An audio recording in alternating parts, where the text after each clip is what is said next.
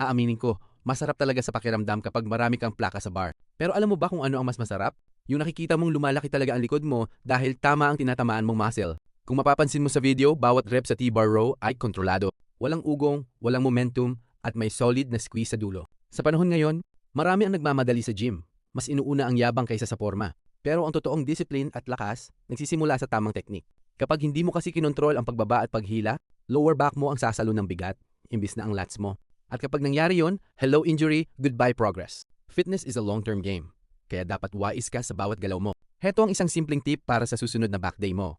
Isipin mo na ang mga kamay mo ay hook lang, at ang siko mo ang mismong humihila pataas. Damhin mo ang pigas sa likod mo bago mo ibaba ng dahan-dahan. Gusto mo ba ng gabay para masiguradong tama at ligtas ang bawat workout mo? Nandito ako para tulungan ka. Mag-send ka lang ng message at pag-usapan natin kung paano natin maabot ang fitness goals mo. Let's work together.